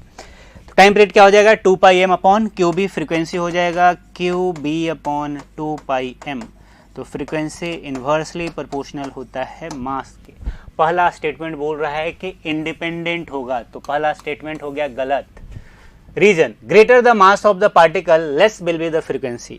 फ्रीक्वेंसी मास के इन्वर्सली प्रोपोर्शनल है, मास ज्यादा होगा तो फ्रीक्वेंसी कम होगा। दूसरा स्टेटमेंट सही है, तो assertion is false but reason is true. 18 का option number 4। Next 19 number, a system has two charges QA and QB located at a point minus 20 centimeter and plus 20 centimeter z axis पर दिखा रखा है। तो देखो दो चार्ज दे रखा है ना, एक है QA 4 into 10 to the power minus 7, QB minus 4 into 10 to the power minus 7, ठीक है। और ये जो गैप है -20 एंड 20, तो ये हो जाएगा बच्चे 40, 0.4 मीटर, है ना। हमें लिखना है डाइपोल मोमेंट, तो हो जाता है Q into length of dipole. तो Q हो जाएगा 4 into 10 to the power minus 7, ये हो जाएगा 0.4, तो 1.6 into 10 to the power minus 7। Option number 1 सही है। चलिए नेक्स्ट 20 नंबर। 20 number, if the mass of the sun were 40 times smaller and gravitational constant G were 40 times larger, है ना। क्या बोल रहा है कि अगर सन के मास को कम कर दिया जाए एंड ग्रेविटेशनल कांस्टेंट g को 40 टाइम्स बढ़ा दिया जाए तो क्या फर्क पड़ेगा? तो देखो g जो होता है वो होता है gm अपॉन आर स्क्वायर। क्या हो जाता है बच्चे? gm upon R square. तो यहां से आप देखोगे g जो है वो किस पे डिपेंड कर रहा है? g पे। अगर g को इंक्रीज कर दोगे 40 टाइम्स तो स्मॉल g मतलब एक्सेलरेशन ड्यू टू ग्रेविटी भी क्या होगा? 40 टाइम्स बढ़ जाएगा, लार्ज हो जाएगा, है ना। क्योंकि हमने g को 40 टाइम्स बढ़ा दिया तो एक्सेलरेशन ड्यू टू ग्रेविटी भी क्या हुआ? 40 टाइम्स बढ़ गया, है ना। अब बोलोगे सर मास पे तो डिपेंड कर रहा है, तो मास में चेंज नहीं आया बच्चे। ये मास जो दे रखा है वो सन के मास में चेंज आया, अर्थ के मास में किसी तरह का कोई चेंज नहीं आया, ठीक है। तो walking on ground would becomes more difficult. Obvious सी बात है, वेट क्या होता है m इंटू जी, तो आपका वेट ज़्यादा हो जाएगा। एक्सेलरेशन ड्यू टू ग्रेविटी बढ़ने से आपका वेट क्या हो जाएगा, ज़्यादा हो जाएगा, तो आपके लिए चलना डिफिकल्ट हो जाएगा। सही बात है। The acceleration due to gravity on earth will change, सही बात है, वो तो हो ही रहा है। Rain drops will falls much faster, rain drops terminal velocity से फॉल करता है और वो किसके प्रोपोर्शनल होता है, एक्सेलरेशन ड्यू टू ग्रेविटी के। तो सही बात है, जी बढ़ेगा तो टर्मिनल वेलोसिटी भी बढ़ जाएगा। Aeroplane will have to travel much faster, इसमें क्या होगा बच्चे, एरोप्लेन बच्चे बर्नौलीज प्रिंसिपल पे काम करता है ना। जब वो हाई स्पीड से मूव करता है तो एक लिफ्ट जनरेट होता है प्रेशर डिफरेंस की वजह से। नीचे प्रेशर ज़्यादा हो जाता है, ऊपर की तरफ प्रेशर कम हो जाता है, तो एक लिफ्ट फोर्स काम करता है उस पर, है ना। और वो लिफ्ट इसके वेट को mg को बैलेंस करता है। तो अगर g बढ़ जाएगा तो एरोप्लेन का वेट बढ़ जाएगा, तो वेट अगर बढ़ेगा तो लिफ्ट को बढ़ाना पड़ेगा बैलेंस करने के लिए, और लिफ्ट को बढ़ाने के लिए एरोप्लेन को ज़्यादा स्पीड से मूव करना पड़ेगा। तो ये भी स्टेटमेंट सही है, तो यहाँ पे सारे के सारे सही है। तो करेक्ट आंसर हो जाएगा A B C D, option 4। Next 21, next है 21। हाँ, displacement versus time curve for a particle executing SHM is shown in figure. एक डायग्राम दे रखा है। Phase of the oscillator is same at t equal to 0 and t equal to 4 second. t equal to 0, t equal to 4 second. सही बात है, same phase में है बच्चे, तो पहला तो सही है। फिर phase of the oscillator is same at t equal to 2 second and 6 second. 2 second and 6 second एकदम सही बात है, सेम फेज में है। फिर से ये भी सॉरी 2 सेकेंड एंड 6, सही बात है, सही है। Phase of the oscillator is same at t equal to 1 second and 7 second. 1 second 7 second, नहीं गलत है। देखो ये इस तरीके से है और ये इस तरीके से है। सेम फेज पे वेलोसिटी सेम डायरेक्शन में होता है, ऐसा समझ लीजिए, है ना। तो ये हो गया गलत। Phase of the oscillator is same at t equal to 3 second and 7 second. 3 and 7, हाँ ये पूरा एक साइकिल के बाद है, एक कंप्लीट साइकिल के बाद सेम फेज में आता है, तो 3 एंड 7 सेम फेज में। तो इसके आंसर हो जाएंगे A B and D, A B and D, option number 3। चलिए next 22। A sound wave is passing through a air column in the form of compression and rarefaction. In consecutive compression and rarefaction, density remains constant, Boyle's law is obeyed, bulk modulus of air oscillates, there is no transfer of heat. अच्छा, देखिए क्या बोल रहा है, sound wave के अंदर, है ना, कंप्रेशन एंड रेयरफैक्शन फॉर्म होता है। तो ये बोल रहा है कंसेक्यूटिव कंप्रेशन रेयरफैक्शन के बीच में डेंसिटी कांस्टेंट रहता है। गलत, डेंसिटी वेव पढ़ा है हमने, डेंसिटी टाइम के साथ वेरी करता है, तो पहला स्टेटमेंट गलत। Boyle's law is obeyed, temperature constant नहीं होता है ना, तो ये भी गलत हो गया। Bulk modulus of air oscillates, bulk modulus of air, bulk modulus क्या होता है जी, बल्क मॉडुलस हमने पढ़ा था P B equal to gamma into P होता है ना। एडिवेटिक प्रोसेस के अंदर साउंड वेव का प्रोपगेशन एडिवेटिक प्रोसेस होता है, तो एक गामा पी होता है। तो ये जो प्रेशर है, प्रेशर में वेरिएशन तो आता है बच्चे, तो बल्क मॉडुलस में ऐसे तो आप देखेंगे तो वेरिएशन आएगा, लेकिन जब साउंड वेव प्रोपगेट करता है तो जहाँ पे कंप्रेशन बनता है, रेयरफैक्शन बनता है, उसमें प्रेशर का बहुत ज़्यादा वेरिएशन नहीं आता, अप्रिशिएबल वेरिएशन नहीं होता, ठीक है। तो ये भी कांस्टेंट ही होगा। There is no transfer of heat, यही तो था लैप्लास करेक्शन, है ना, यही तो था लैप्लास करेक्शन न्यूटन्स फॉर्मूला का, ठीक है। तो सही आंसर हो जाएगा 22 का, option number 4। Next 23। A streamline flow is more likely for liquid with, हाँ ये रेनॉल्ड्स नंबर पे डिपेंड करता है बच्चे, ये होता है rho V D upon eta. Reynolds number low रहेगा तो फ्लो जो है वो स्ट्रीमलाइन रहेगा। तो इसको लो रहने के लिए डेंसिटी को लो होना पड़ेगा, विस्कोसिटी को हाई होना पड़ेगा। तो low density and high viscosity, तो बी एंड सी 22 का 3 आंसर। ठीक है, नेक्स्ट 22 नहीं है, माफ करना है, 23 है। 23 का, 22 का तो हमने पहले ही कर लिया। 22 का क्या आया था, ऑप्शन नंबर 4। 23 का 3 हो जाएगा। चलिए next 24। A vessel contains 2 non-reactive gases, neon and oxygen. The ratio of their partial pressure P1 upon P2 N1 by N2 के बराबर हो जाएगा वैसे 6/5। ठीक है, estimate the ratio of density of neon and oxygen in the vessel. Atomic mass दे रखा है, मॉलिक्यूलर मास दे रखा है। अच्छा, हमने पढ़ा था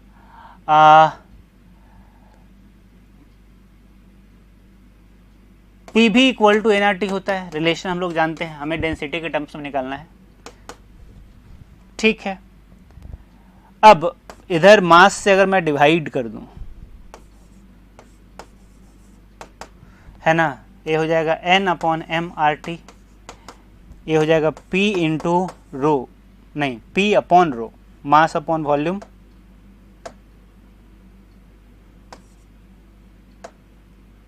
ठीक है, ये हो जाएगा p अपॉन रो, ये हो जाएगा बच्चे R T, mass upon number of holes, molecular मास।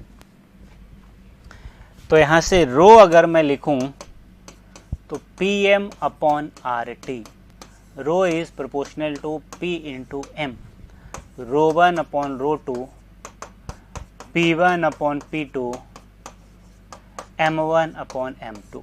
ठीक है, तो p1 बाई P2 6/5 दे रखा है। पुट करते समय ख्याल रखेंगे किसका किसका है, पहले नियॉन है उसके बाद ऑक्सीजन है। Estimate the ratio of mass density of neon and oxygen, पूछा भी वही है। तो मॉलिक्यूलर मास हो जाएगा नियॉन का 20.2, 32 हो जाएगा 120.6, नहीं 121.2 आएगा, और ये शायद 180 आ जाएगा। इसको सॉल्व करेंगे बच्चे तो 1 से छोटा आएगा 0.76। ऑप्शन नंबर 4 क्या आ जाएगा, 0.76। ये लगता है मैंने गलत लिख दिया है, 160 है ना। 32 इंटू 5 होता है 160, क्या हो जाता है बच्चे, 160। ठीक है, चलिए नेक्स्ट देखेंगे 24।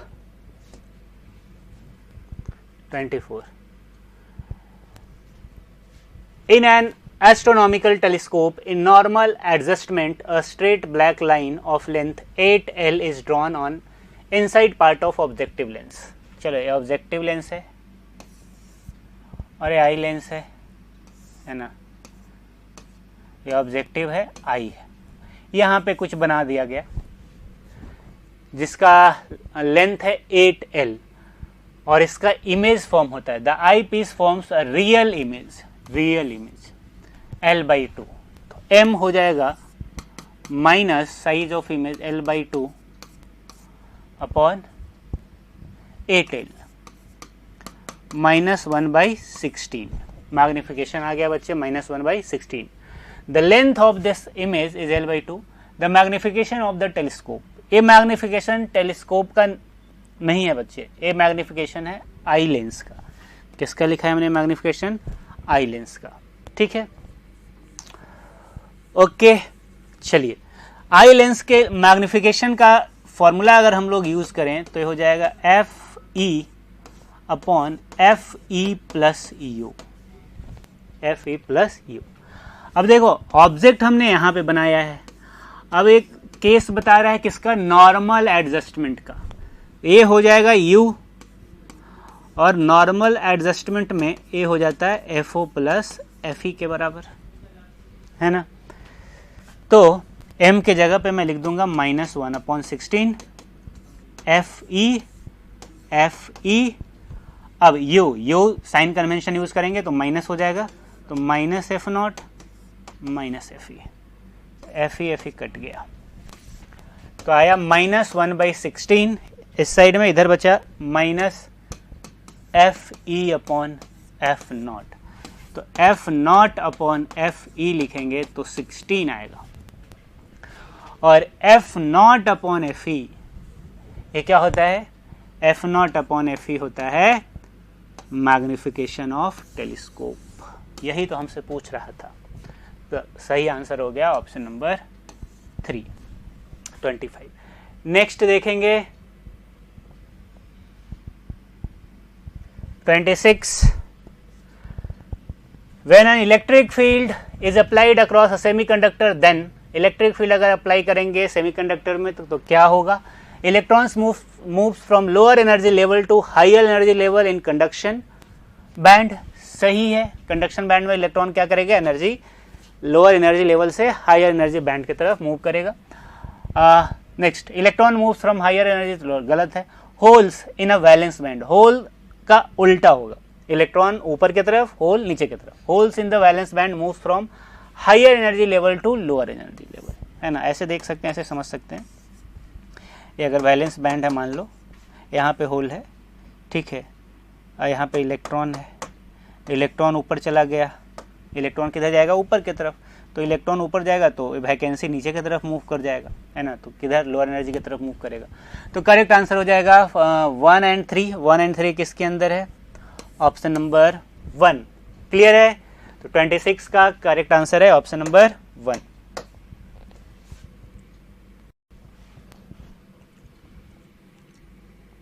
हाँ, question number 27।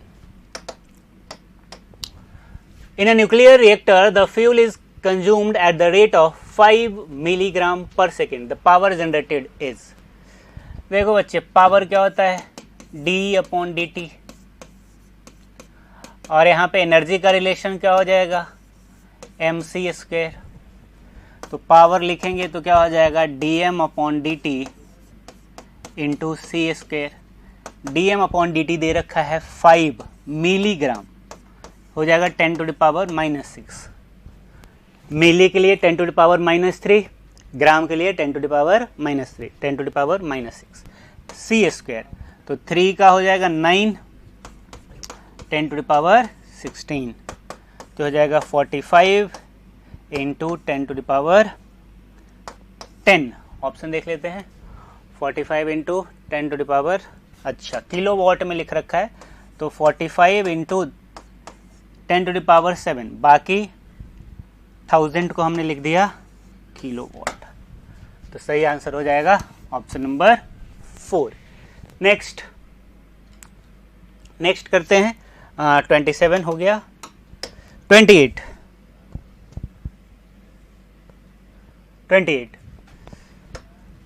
To reduce the resonant frequency in an LCR series circuit with a generator, the generator frequency should be increased, another capacitor should be added। चलो, रेजोनेंस फ्रीक्वेंसी क्या होता है? Omega equal to 1/√LC।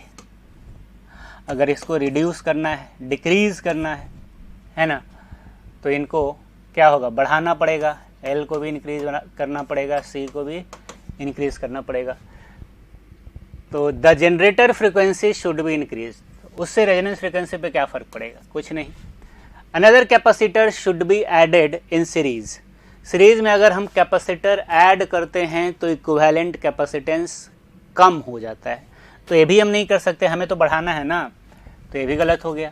The iron core in the inductor should be placed. Iron core डालने से inductance बढ़ता है, बढ़ाना ही तो है हमें, तो ये सही है। Dielectric in the capacitor should be removed. Dielectric हटाओगे तो कैपेसिटेंस घट जाएगा, हमें करना क्या है? बढ़ाना है, तो ये भी गलत हो गया। सही आंसर हो गया option number 3। Next 29 A small bulb is placed at the bottom of tank containing water to a depth of 120 centimeter. What is the area of the surface of water through which light from the bulb can emerge out? Refractive index दे रखा है। हाँ देखो, मान लो h depth पे एक bulb रखा हुआ है ना। अब यहाँ से लाइट एक सर्कुलर रीजन से बाहर आता है ना। कहाँ से जी? तो देखो क्रिटिकल एंगल से। कहाँ से? क्रिटिकल एंगल से। इससे इधर लाइट जाएगा, वो बाहर आएगा ही नहीं, रिफ्लेक्ट हो जाएगा, TIR हो जाएगा उसका। ठीक है, तो अगर ये थीटा सी है तो ये भी थीटा सी हो गया। ठीक है, ओके। इसको मान लेते हैं बच्चे R। ये हो जाएगा, ये वाला डायग्राम समझाने के लिए बनाया था, इसको हटा देता हूँ, है ना। तो ये हो जाएगा बच्चे √R² plus h²। Sine theta सी अगर हम लिख लें यहाँ पे, तो साइन थीटा सी हो जाएगा perpendicular upon hypotenuse R² plus h²। Sine theta C हम लोग जानते हैं, ये होता है 1/μ R/√R² प्लस h²। ठीक है, स्क्वायर कर दिया, मल्टीप्लाई कर दिया क्रॉस, तो R² प्लस h², μ² R²। ठीक है, R को एक तरफ कर लो, तो R² इसको उधर ले गया तो μ² -1, ये आ जाएगा h² अपॉन μ² -1। ये R² आ गया। हमसे एरिया पूछ रहा है, किसका एरिया? जिससे लाइट बाहर आ रहा है, इस सर्कुलर पोर्शन का। इसका एरिया हो जाएगा बच्चे πr²। R² हमने कैलकुलेट कर रखा है, तो πh² अपॉन μ² -1। बाकी हो जाएगा 3.14। h डेप्थ दे रखा है 120 सेंटीमीटर, तो 1.2 मीटर हुआ। μ² 4/3 16/9 हो गया, -1, है ना। तो हो जाएगा 3.14 1.44, ये हो जाएगा 7 9 ऊपर आएगा, 7 नीचे जाएगा। अब इसको अगर करें, अभी तो करके ही पता चलेगा। कर देता हूं, मैं चेक कर देता हूं एक बार। 5.82 क्या है बच्चे? 5.82, ऑप्शन नंबर 3। तो 29 का करेक्ट आंसर है option number 3। Next 30 number. An electrical technician requires a capacitor of 3 microfarad. 3 microfarad capacitor चाहिए उसको in a circuit across a potential difference of 1100 volt. A large number of 1 microfarad capacitor are available. लेकिन उसके पास 1 microfarad capacitor available है, each which can withstand potential difference not more than 300 है। कितना supply है? 1100 volt, और हर एक कितना withstand कर सकता है? 300। तो 4 लगाने पड़ेंगे सीरीज में, है ना, तब ये 1200 वोल्ट झेल सकता है। 3 लगाओगे तो 900 ही झेल पाएगा। तो 4 हमें समझ में आ गया। अब जब 1 माइक्रोफैराड कैपेसिटर को सीरीज में 4 ऐड कर दोगे तो इसका कैपेसिटेंस कितना हो जाएगा? 1/4, है ना। तो हमें कैपेसिटेंस बढ़ाने के लिए ऐसे रो लगाने पड़ेंगे पैरेलल में, है ना। मान लेते हैं हमने कितना लगाया? n रोज, है ना, और हर एक रोज का कितना होगा? 1/4। तो n into 1/4, 1/4 plus 1/4 plus 1/4 plus 1/4 n times. तो n इंटू 1/4 कितना होना चाहिए? चाहिए कितना मुझे? 3। कुछ गड़बड़ कर रहा है। n इंटू 1/4, एक minute. A large number of 1 microfarad capacitor are available to him. अच्छा, ठीक है। हमें नंबर ऑफ रोज, यहां से तो नंबर ऑफ रोज मिलेगा, तो नंबर ऑफ रोज कितने मिले? 12, है ना। हर रोज में कितना है? 4। तो नंबर ऑफ कैपेसिटर्स क्या हो जाएगा बच्चे? 12 रोज चाहिए, और हर रोज के अंदर कितना? 4, तो कितना हो गया? 48। 30 का 2। नेक्स्ट देखेंगे 31, 31. A particle moving in a circle of radius 2r with uniform speed takes a time t to complete one revolution. t दे रखा है टाइम पीरियड, तो टाइम पीरियड अगर सर्कल पे कोई चीज चल रहा है तो 2 पाई आर, आर यहाँ पे दे रखा है 2r अपॉन वी, तो हो जाएगा 4 पाई आर अपॉन वी। यहाँ से v लिखेंगे तो हो जाएगा 4 पाई आर अपॉन टी। ठीक है। If this particle were projected with same speed at angle theta to the horizontal, the maximum height h max का फॉर्मूला होता है u square sine square theta upon 2g। एंगल कहाँ से दे रखा है? हॉरिजॉन्टल से। ठीक है, यही फॉर्मूला बनेगा। h मैक्स कितना है? 12r, ये ही गिवन है। ये हो जाएगा बच्चे 16 pi square R square T square, नीचे है 2g साइन स्क्वायर थीटा। तो एक आर से एक आर कट जाएगा, साइन स्क्वायर थीटा लिखेंगे तो आएगा बच्चे 24 T square G, 24 T square G upon 16 pi square R. इसको 3/2 लिख सकते हैं, T square G upon pi square R. तो थीटा इक्वल टू हो गया साइन इनवर्स, इसका पावर 1/2 चढ़ जाएगा, T square G pi square R. 3/3 G T square, 3 G T square 2 pi square are, यहाँ है 3 G T square upon 2 pi square R. ठीक है, option number 4। Next 32. In the product F equal to Q V cross B, Q V B, B दे रखा है, B is BI plus BJ plus B not K। Q का value 1 दे रखा है, velocity इधर है और फोर्स इतना है। चलो बच्चे, फोर्स होता है Q V cross B। Q का वैल्यू 1 दे रखा है तो Q के बारे में ज़्यादा लोड लेने की ज़रूरत नहीं है। V क्रॉस B करना है तो ऊपर लिख लेते हैं I J K।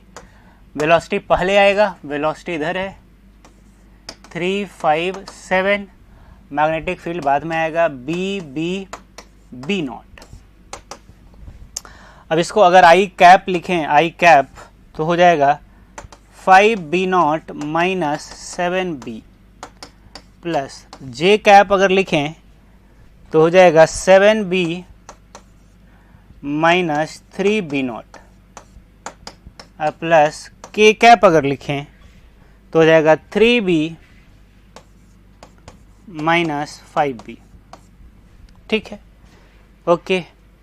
अब कंपेयर कर लेते हैं। ये फोर्स है और ये फोर्स गिवन है बच्चे, ये फोर्स गिवन है। यहाँ पे देखिए 3I minus 27J plus 18K।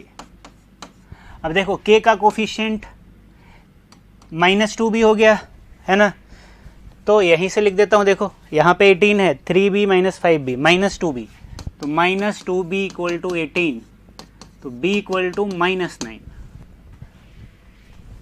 B equal to -9। B पहले है, देखो कोई बात नहीं। B नॉट निकाल सकते हैं, दूसरा वाला या पहला वाला ले लो। तो 7B minus 3B not minus 27 है। ठीक है, तो 3B नॉट हो जाएगा 7B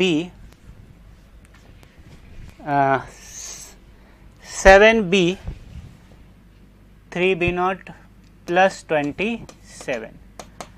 B का आया है, कुछ तो गड़बड़ कर दिया मैंने, 7B माइनस 3B नॉट। यहाँ पे आया था J, सही लिखा था ना, J लिखा हमने 7B 3B नॉट। ठीक है, जे का क्या दे रखा है -27, ठीक है। तो 7b minus 3b not -27, b हमने निकाल रखा है। तो अगर मैं 3b नॉट को इस तरफ ले जाऊं, इसको इधर ले जाऊं, ठीक है, गड़बड़ नहीं है। 7, b का वैल्यू है -9, b का वैल्यू हमने कैलकुलेट किया -9 + 27, 63, ये आ जाएगा -36, 3b नॉट। यहाँ से बच्चे b नॉट लिखेंगे तो -36/3 -12 आया। तो मैग्नेटिक फील्ड हो जाएगा -9i कैप -9j कैप और b नॉट आया है -12k कैप। सही ऑप्शन हो गया ऑप्शन नंबर 3। क्लियर है 32 का option number 3।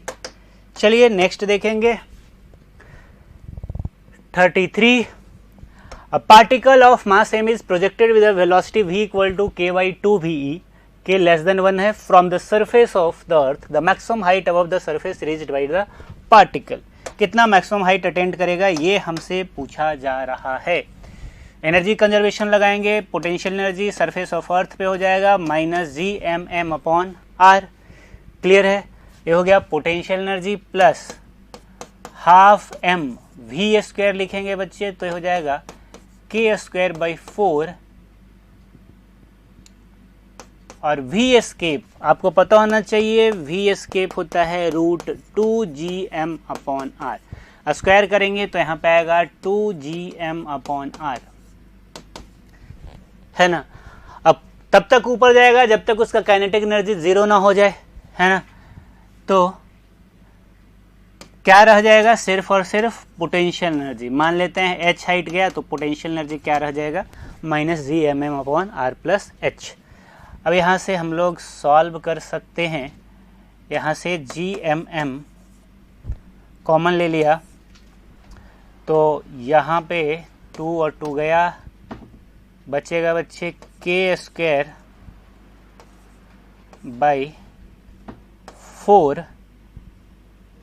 4r - 1/r। r भी कॉमन ही ले सकते थे, है ना, r भी कॉमन ही लेते हैं। बचेगा इधर k²/4, इधर बचेगा -1, यहाँ ले लिया r, इधर आया -gmm/r + h, है ना। माइनस को एडजस्ट करते हैं इसके अंदर तो ये हो जाएगा 1/r 1 - k²/4 1/r + h। अब क्रॉस मल्टीप्लिकेशन करना पड़ेगा, तो चलिए कर ही देते हैं क्रॉस मल्टीप्लिकेशन, ठीक है।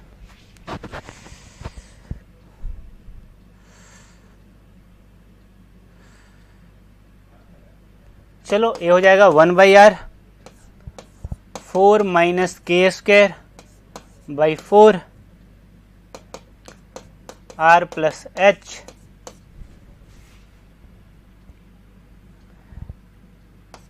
इधर आ गया r + h, इधर ये चला गया तो 4/4 - k² और इंटू r।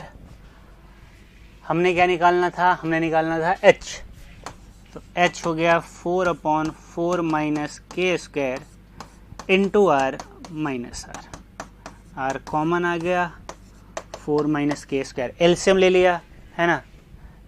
बेसिक मैथ्स है बच्चे और कुछ नहीं है। क्या हो जाएगा 4 - k², तो ऊपर बचा 4 और उधर कुछ नहीं है तो उधर जाएगा -4 + k², 4 कट गया, आया r/4 - k²। सब कुछ सही है, r/4 - k², ठीक है, सब कुछ सही है। ये आया h, यही हमसे पूछ रहा था और करेक्ट आंसर बन रहा है option number 1। Next 34। The volume of a diatomic gas varies with the temperature as shown in the figure. The ratio of the work done by the gas to the heat absorbed by it when it undergoes a change from a state A to B. यहाँ पे आप देखेंगे तो straight line graph है, volume proportional to temperature है, मतलब pressure constant है, isobaric process है। तो आइसोबैरिक प्रोसेस में वर्क डन लिखेंगे तो एन आर डेल्टा टी आएगा, और डेल्टा क्यू लिखेंगे तो हो जाएगा N C P delta T. आपसे पूछ रहा है ratio of work done to the heat absorbed. क्या पूछ रहा है? Ratio of work done by the gas to the heat absorbed. ठीक है, तो मैं लिखूंगा N R delta T upon N C P delta T. तो delta T N N cut गया, आर अपॉन सी पी बचा। अब सी पी क्या होता है? सी पी का फॉर्मूला होता है बच्चे F by two plus one into R. अब यहाँ पे कौन सा गैस है? Dia atomic. डाया एटॉमिक के लिए एफ जो हो जाएगा वो 5 हो जाएगा, तो 5/2 प्लस 1 7/2 आर आएगा। अब यहाँ पे रख देते हैं R upon 7/2 R, R R cut गया, रेशियो बचेगा 2/7। 2 ऊपर चला गया, 7 नीचे, और ऑप्शन पास में ही है, मैच कर गया, ऑप्शन नंबर 4। तो 34 का 4। Next 35। Internal forces can change kinetic energy but not the momentum of the system। सही बात है, internal forces kinetic energy change कर सकता है लेकिन मोमेंटम चेंज नहीं कर सकता। फॉर एग्जांपल 2 चार्ज पार्टिकल हैं, एक प्लस क्यू एक माइनस क्यू, है ना। इसको छोड़ दोगे तो इनिशियली मोमेंटम 0 है, एक दूसरे की तरफ जाने लगेगा, मोमेंटम फिर भी 0 होगा। इसका मोमेंटम अपोजिट डायरेक्शन में है, कैंसिल हो जाएगा। लेकिन इनिशियली काइनेटिक एनर्जी 0 था, लेकिन अभी काइनेटिक एनर्जी 0 नहीं है, काइनेटिक एनर्जी स्केलर होता है, वो तो ऐड हो जाएगा। तो पहला स्टेटमेंट जो है वो सही है। Internal forces can change the kinetic energy but not the momentum. Kinetic energy बदल सकता है लेकिन मोमेंटम को नहीं बदल सकता। The rate of change of momentum of many particle system is proportional to the sum of the external force of the system। मतलब momentum में चेंज एक्सटर्नल फोर्स से ही आएगा। दूसरा स्टेटमेंट भी सही है और करेक्टली एक्सप्लेन कर रहा है। तो 35 का आंसर हो जाएगा option number 1। Next question number 36। For 2 vectors a plus B a minus B is always true, always हमेशा ट्रू होना चाहिए, when a equal to b equal to not equal to 0। तो पॉसिबल ही नहीं है। a इक्वल टू b होगा तो a plus B या a minus B बराबर हो जाएगा, नहीं, a प्लस बी हो जाता है a square plus B square plus 2ab cos theta, और ये हो जाएगा a square plus B square minus 2ab cos theta, है ना। तो a और b बराबर होने से ये दोनों बराबर नहीं होंगे। a परपेंडिकुलर टू b मतलब थीटा 90 कर देंगे, पार्ट 0 हो जाएगा, बराबर हो जाएगा, सही है। a equal to b equal to 0, a equal to b not equal to 0 and a and b are parallel and anti parallel, तब तो कभी नहीं हो सकता, तो ये भी गलत हो गया। व्हेन ईदर a और b इज 0, हाँ कोई एक 0 हो जाएगा तो हो जाएगा, b को 0 कर दो तो ये दोनों पार्ट 0, a को 0 कर दो तब भी बराबर हो जाएगा, तो ये सही है। तो 36 का b and d option number 4। Next 37। 2 particle of masses ma and mb with same charge are projected in perpendicular magnetic field. They travel along circular path of radii RA and RB such that RB is greater than RA, RB is greater than RA। Radius होता है बच्चे R MV अपॉन QB, तो R is proportional to MV, है ना। तो अगर RB RA से बड़ा है तो हम बोल सकते हैं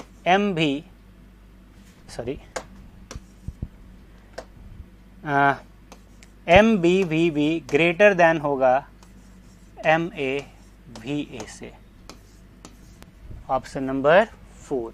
तो 37 का 4। नेक्स्ट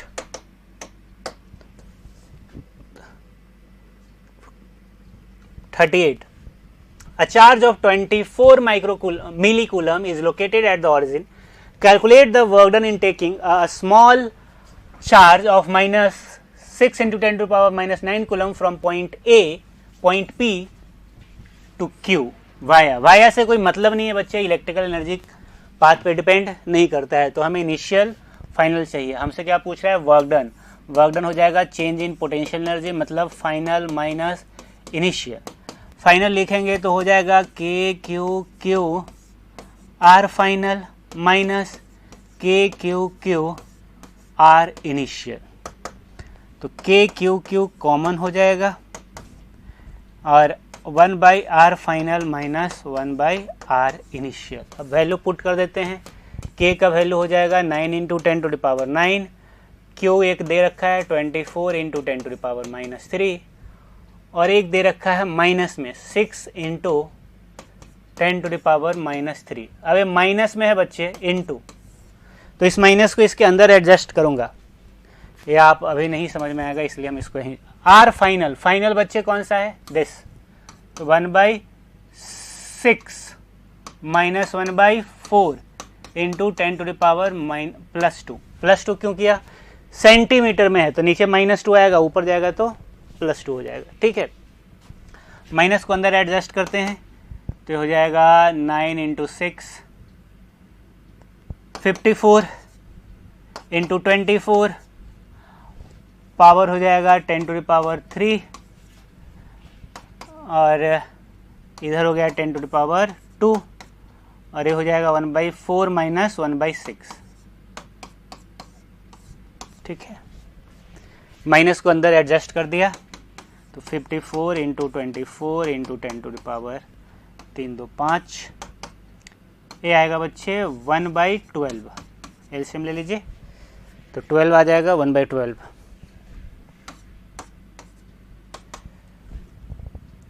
कुछ तो गड़बड़ किया है. अच्छा, ये पावर मैंने गलत लिख दिया है, -9 है. क्या है? -9. तो -9 हो गया, 12 हो गया तो -3 चलेगा. -3 तो 1 चलेगा. ठीक है बच्चे, -9 -3 -12 9 -3 और इधर +2 था तो -1 बचा. क्या बचा? -1 यहाँ पे.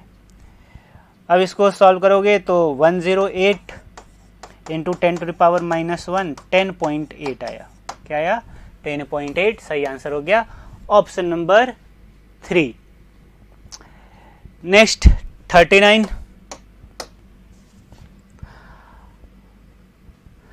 A person in an elevator accelerating upward with an acceleration of 5 meter per second square tosses a coin vertically upward with a speed of 60 meter per second.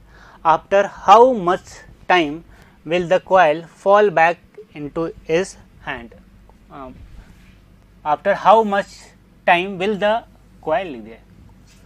coil थोड़े coin होगा ना, coin है, coin है बच्चे, है ना, इसको correction समझ लीजिए, coin होगा. Fall back into his hand. देखो लिफ्ट के अंदर है, लिफ्ट ऊपर की तरफ जा रहा है, यहाँ से सिक्का उछाला, वापस उसके हाथ में कितने टाइम आएगा? तुम्हें पता है मोशन अंडर ग्रेविटी में पढ़ा होगा तुमने, टाइम ऑफ फ्लाइट होता है 2u/g. कुछ नहीं करना है, इसको थोड़ा सा मॉडिफाई कर देना है. 2u/g + a हो जाएगा. g इफेक्टिव g + a हो जाएगा अगर लिफ्ट अपवर्ड डायरेक्शन में एक्सेलरेट कर रहा है. जब डाउनवर्ड डायरेक्शन में एक्सेलरेट करेगा तो हम लोग g इफेक्टिव को g - a लिखेंगे, है ना. तो यहाँ पे अपवर्ड डायरेक्शन में एक्सेलरेट कर रहा है बस. तो 2 इंटू यू कितना दे रखा है? 60. g 10 + a एक्सेलरेशन कितना दे रखा है? 5. तो हो जाएगा 128 सेकेंड. सही आंसर हो गया ऑप्शन नंबर 4. ठीक है, चलिए next question number 40. 3 copper blocks of masses m1, m2, m3 kg respectively are brought into thermal contact till they reach equilibrium. Before contact they were at temperature T1, T1/2, T1/3 respectively. Assuming there is no heat loss to the surrounding, the equilibrium temperature T is। यहाँ पे ध्यान देने वाली बात है कि यहाँ पे हीट का लॉस किसी तरह का नहीं है, तो हम लोग क्या करेंगे, कंजर्व कर देंगे, एनर्जी को क्या करेंगे, कंजर्व कर देंगे। पहले जो एनर्जी था बाद में वही रहना चाहिए। पहले एनर्जी कितना था, तो m1 s1 t1, दूसरे का लिखेंगे तो m2 s1 नहीं है, स्पेसिफिक हीट सबका सेम है s, दूसरे का s, टेम्परेचर कितना है T1/2, इसके पास इतना एनर्जी है। तीसरे के पास m3 s T1/3, यही है। जब सब इक्विलिब्रियम में आ गया बच्चे, तो सबका टेम्परेचर क्या हो गया, सेम हो गया, है ना। तो मान लेते हैं इक्विलिब्रियम टेम्परेचर है T। अब इसमें से s गायब हो जाएगा, T लिख लीजिए। T हो जाएगा, इधर से अगर एलसीएम ले लिया जाए तो इधर आएगा 6m1, यहाँ पे आ जाएगा 3m2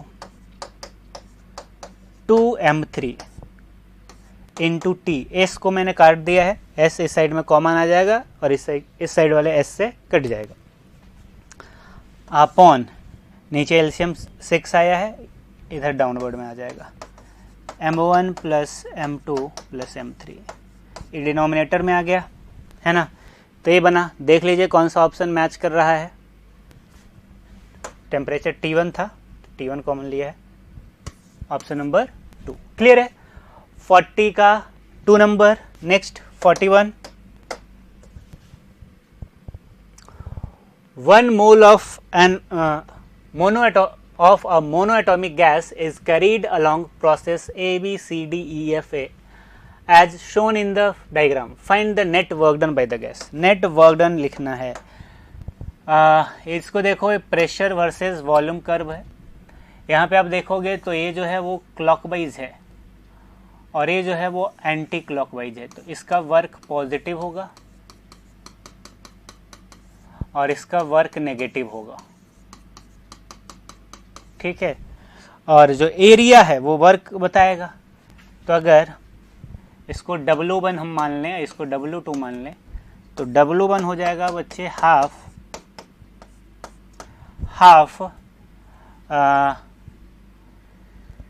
6 minus 3,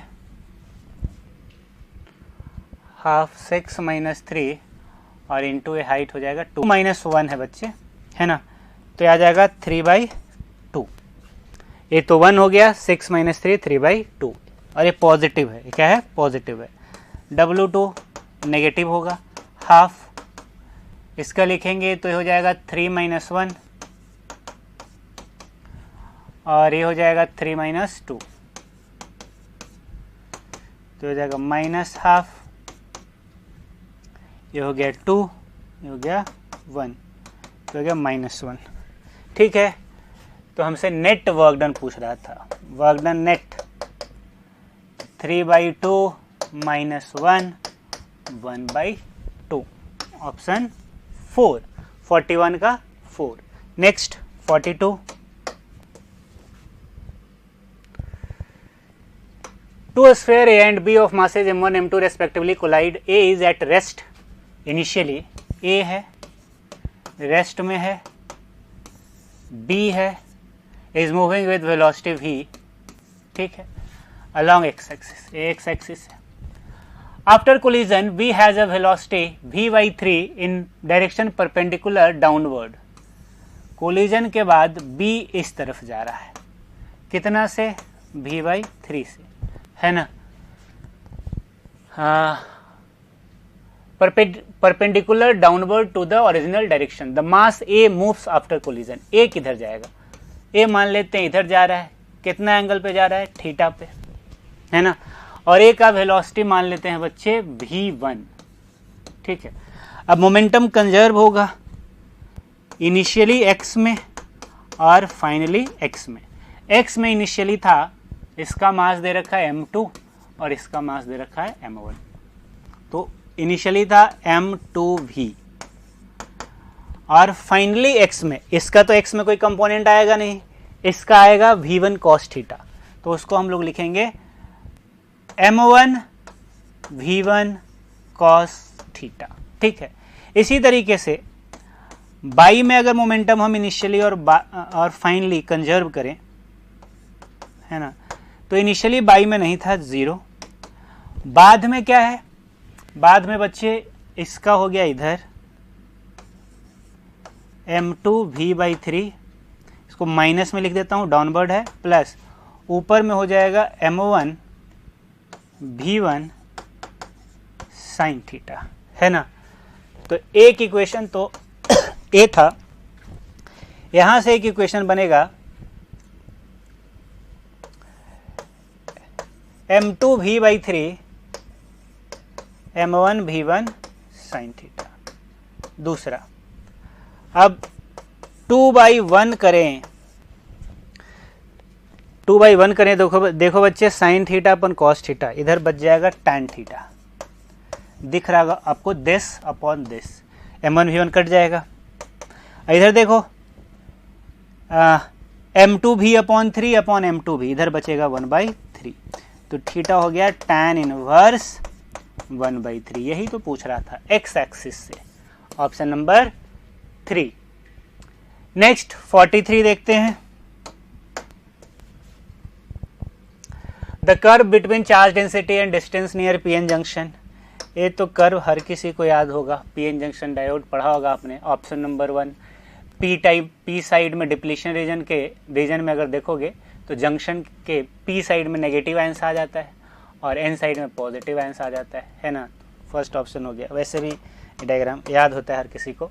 44 Two identical capacitor A and B are charged to same potential V and are connected in two circuit at t equal to 0 as shown in figure. The charge on the capacitor at time t equal to CR. Time t, CR होता है time constant, तो ये tau 1 time constant के बाद पूछ रहा है। अच्छा, इसमें 1 में अगर देखोगे बच्चे तो ये फॉरवर्ड बायस्ड होगा, है ना। तो हम लोग जानते हैं डिस्चार्जिंग में Q equal to Q0 e का पावर -t अपॉन टाउ आता है। Q0 हो जाएगा इनिशियल चार्ज के बराबर। इनिशियल चार्ज कितना होगा, V वोल्टेज से हमने इसको चार्ज किया है तो इनिशियल चार्ज होगा CV, और E का पावर टाइम दे रखा है टाउ के बराबर, तो टाउ अपॉन टाउ -1 आ गया, मतलब CV अपॉन E आ गया फर्स्ट वाले में। दूसरे वाले में बच्चे रिवर्स बायस्ड है, डिस्चार्ज ही नहीं होगा। क्या होगा, डिस्चार्ज ही नहीं होगा, तो चार्ज जो रहेगा वो कांस्टेंट रहेगा, इस पे जो चार्ज है वो रहेगा, मतलब इस पे कितना चार्ज रहेगा, CV के बराबर। तो ये CV upon E and CV, option number 2, 44 का ऑप्शन नंबर 2। नेक्स्ट